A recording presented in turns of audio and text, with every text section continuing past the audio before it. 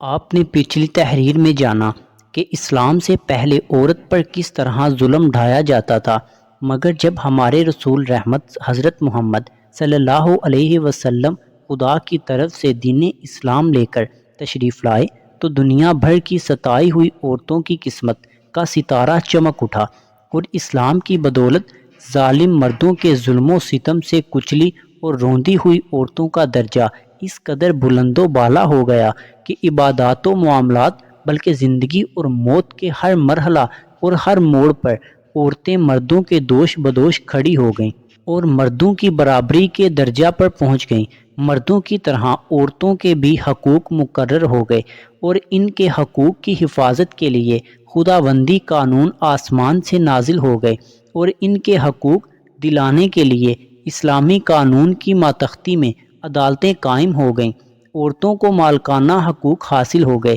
چنانچہ عورتیں اپنے مہر کی رقموں، اپنی تجارتوں، اپنی جائیدادوں کی مالک بنا دی گئیں اور اپنے ماں باپ، بھائی بہن، اولاد اور شوہر کی میراثوں کی وارث قرار دی گئیں۔ غرض وہ عورتیں جو مردوں کی جوتیوں سے زیادہ ذلیل و خوار اور انتہائی مجبور و لاچار تھیں، وہ مردوں کے دلوں کا سکون اور ان کے گھروں کی ملکہ بن گئی۔ چنانچہ قرآن مجید نے صاف صاف لفظوں میں اعلان فرما دیا، اللہ نے تمہارے لیے تمہاری جنس سے بیویاں پیدا کر دیں تاکہ تمہیں ان سے تسکین حاصل ہو، اور اس نے تمہارے درمیان محبت و شفقت پیدا کر دی۔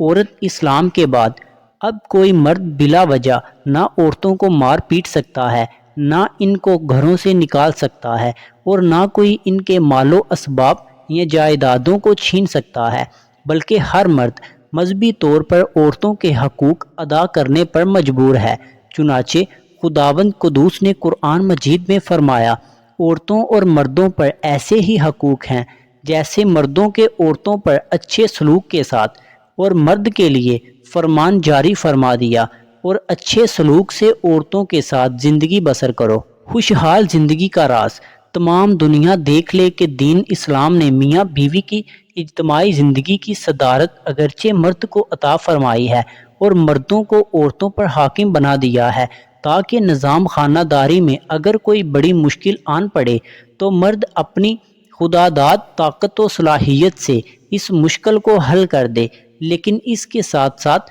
جہاں مردوں کے کچھ حقوق عورتوں پر واجب کر دیے ہیں، وہاں عورتوں کے بھی کچھ حقوق مردوں پر لازم ٹھہرا دیے گئے ہیں۔ اس لیے عورت اور مرد دونوں ایک دوسرے کے حقوق میں جکڑے ہوئے ہیں، تاکہ دونوں ایک دوسرے کے حقوق کو ادا کر کے اپنی اجتماعی زندگی کو شادمانی و مسرت کی جنت بنا دیں اور نفاق و شقاق اور لڑائی جھگڑوں کے جہنم سے ہمیشہ کے لیے آزاد ہو جائیں۔ عورتوں کو درجات و مراتب کی اتنی بلند منزلوں پر پہنچا دینا، یہ حضور نبی رحمت صلی اللہ علیہ وسلم کا وہ احسان عظیم ہے کہ تمام دنیا کی عورتیں اگر اپنی زندگی کی آخری سانس تک اس احسان کا شکریہ ادا کرتی رہیں، پھر بھی وہ اس عظیم الشان احسان کی شکر گزاری کے فرض سے سبکدوش نہیں ہو سکتی۔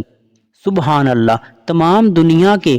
محسن اعظم حضور نبی اکرم صلی اللہ علیہ وسلم کی شان رحمت کا کیا کہنا۔ وہ نبیوں میں رحمت لقب پانے والے، مرادیں غریبوں کی بر لانے والا، مصیبت میں غیروں کے کام آنے والا، وہ اپنے پرائے کا غم کھانے والا، فقیروں کا مواس، ضعیفوں کا ملجا، یتیموں کا والی، غلاموں کا مولا۔